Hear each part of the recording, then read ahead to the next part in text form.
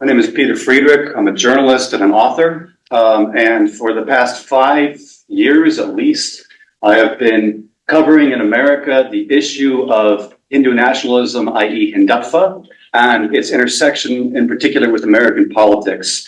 And I've covered a lot of politicians over that time frame: Tulsi Gabbard, Congressman Raja Krishnamurti up in Illinois, and Lieutenant Governor Aruna Miller.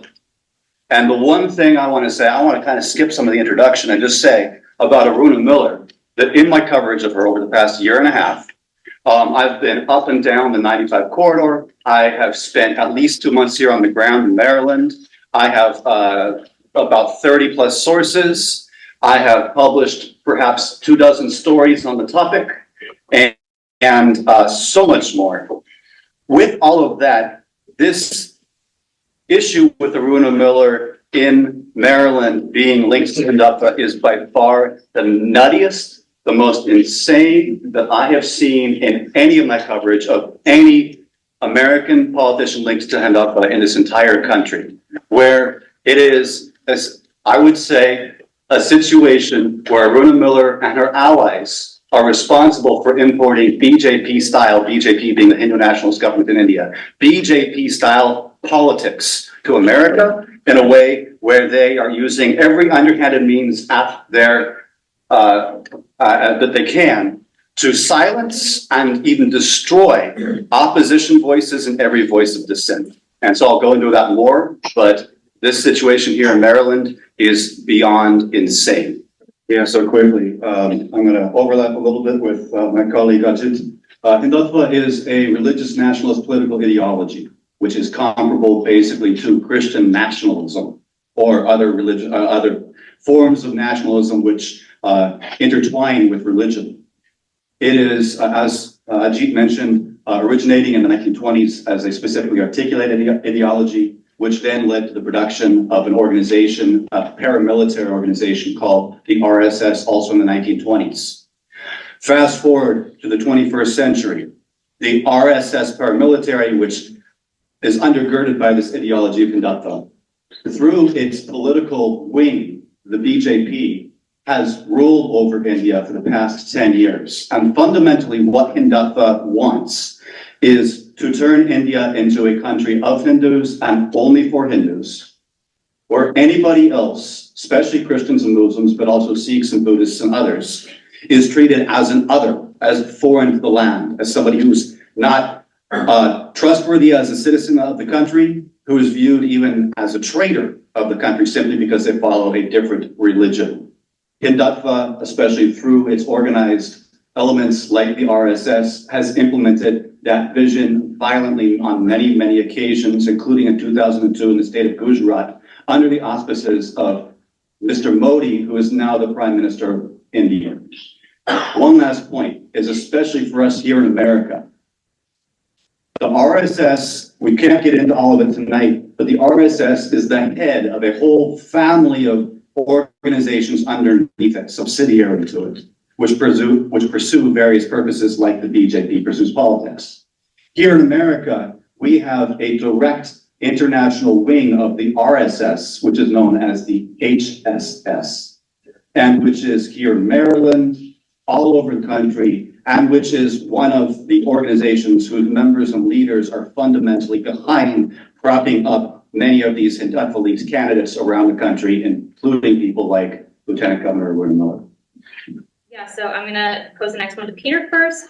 Can you talk a little bit more about your experience with Hindutva here in Maryland? I know you touched on it a little bit, but if you could expand on that. Yes.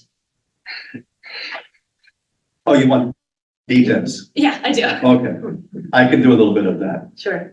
Well, as I mentioned, I've covered Hindutva-linked candidates all around America. And when I say Hindutva-linked, basically what I'm looking at with politicians is usually a combination of three things. One is the money they're taking. Are they taking money, especially large amounts and repeatedly, from leaders and members of Hindutva organizations in America? Are they attending, have they historically attended, especially repeatedly, Hindutva events here in America? And three, are there policies in some way supporting Hindutva, or advancing Hindutva's interests. That whole combination is present with Aruna Miller. I won't get into that. What I do want to get into is my coverage of her over the past year and a half here in Maryland. And I mentioned that this situation is nutty. And why is it so nutty? Well, there's two major things that I want to touch on. One is, in this particular instance with Aruna Miller, one is the level of viciousness that I have seen being implemented as she's being called out. Two is the weird collaborations that are occurring that are helping her to stay in power and to avoid being called out. So I'm going to take a couple of minutes, but I want to touch on the viciousness, my personal experiences.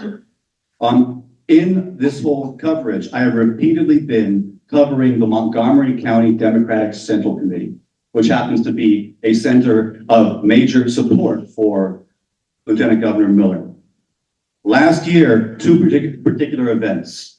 One, I went to a committee meeting, and I went, and in due course, I availed myself of the opportunity to pose questions in the public comments at the committee meeting.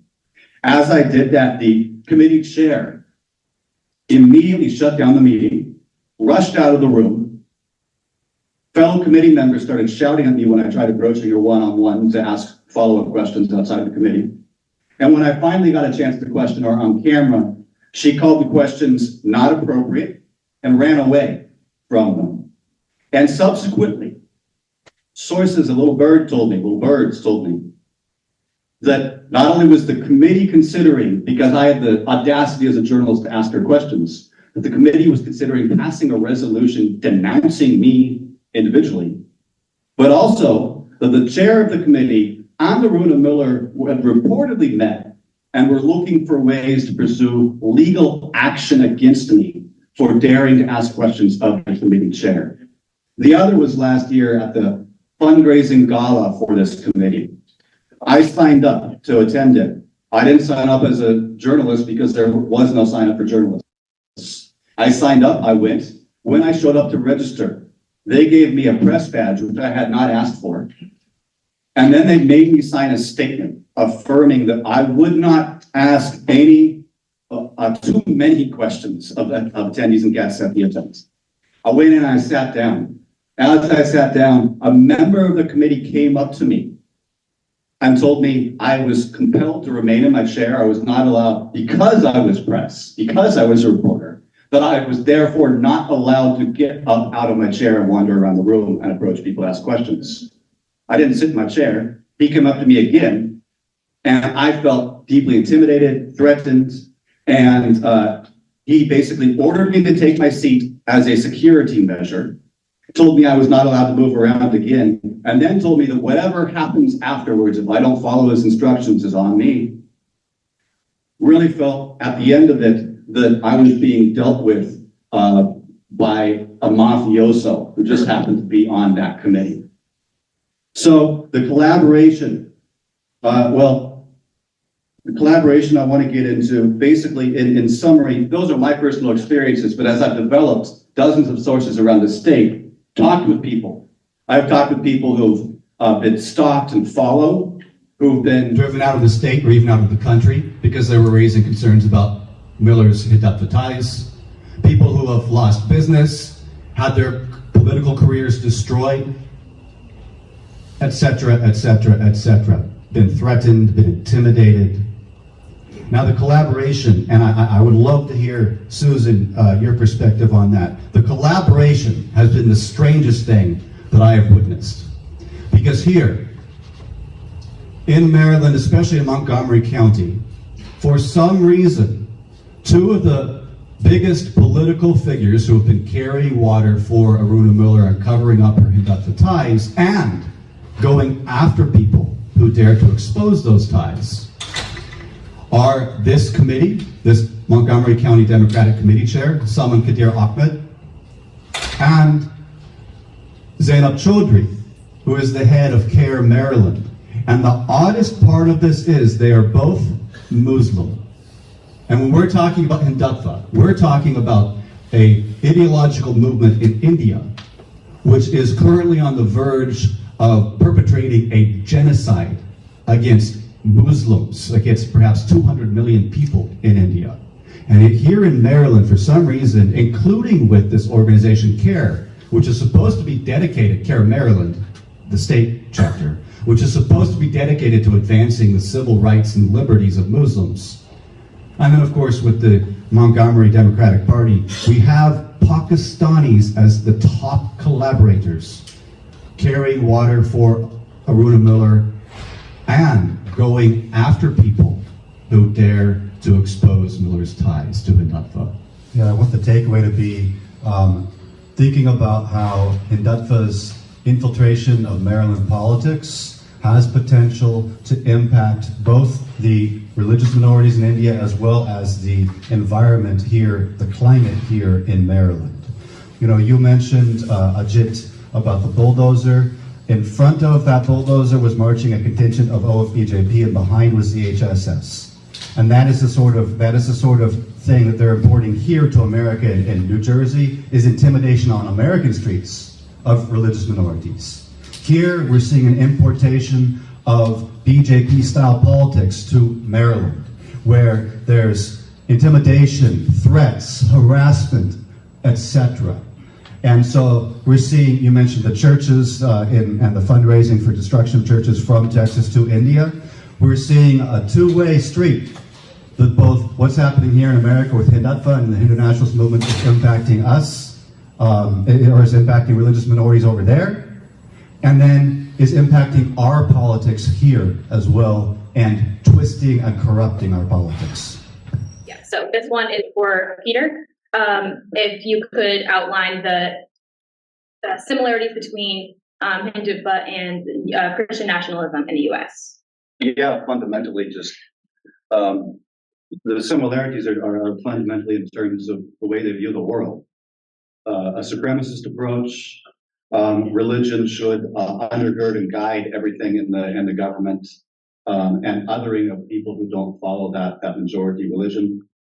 You know, there's a lot I could go into. One of the major corollaries is that Hindu nationalists have this idea that is very comparable to what's called the white replacement theory, I believe. This idea in white nationalism that white people are somehow on the brink of no longer being the majority, that's a disastrous thing, but we have to all, as white people, unite against and prevent Hindus, despite being like 78-80% of India. Hindu nationalists are putting forward the same basic concept that somehow Hindus, despite being the super majority of India, are on the brink of extinction in their own country, and that the only thing that they can do to prevent that is to come together, rally the wagons, and go after anybody else who is not Hindu. So a lot of other similarities I could get into, but those are a few. And I want to just add too, because there's a lot of actual interactions. But for instance, in the UK, the EDL, the English Defence League, the far right group, they have been actually physically collaborating with back and forth with Hindu nationalists in that country, and developing a deep alliance. Here in America, there's quite a bit of an alliance growing between some of the leading Islamophobic industry organizations. I think Middle East Forum, for instance, is one of the major ones. The Howdy Mo. And- Daniel Pipes, Yeah, and Robert Spencer, Yep, they all work with them. doing collaborative events. Yeah, all the time. Kind of, yes. I've sat down and invited to coffee with one of the leading like godfathers of the Hindutva organizations here in America. He invited me. I spent probably an hour and a half sitting talking with him. It went really nowhere because basically his perspective was he wanted to try and convince me of the rightness of Hindutva. But it was a civil conversation mostly. One example that Ajit mentioned, I have actually, as a journalist, approached some politicians in the past. In particular, Raja Krishnamurti. I approached him at a campaign event in 2022 and attempted to ask him questions about his position on Hindutva, his position on this RSS organization, their military organization. And the response was, as I was calmly attempting to, that his supporters at the event physically ran, blocked me, tried to trip me, and then started shouting and screaming at me all on camera. And the congressman himself turned this way, turned that way, and was rushed out of the room by supporters of his who are actual members of the overseas Friends of the BJP, the American wing of the BJP. So in attempting to, civilly even interact with some of these politicians and just inquire, same thing with Aruna Miller. I've attempted to attend 2 or 3 events where she's there, and every time I've been there, she is rushed out of the room immediately after the event ends. Please stand, block my way, as I'm just standing there with the camera attempting to talk with her, which I understand, according to people who know the situation in Aruna Miller's style, is not something she would normally do. She would normally stick around to chat up the room. So it's very difficult to have those kinds of conversations, even though one might attempt them.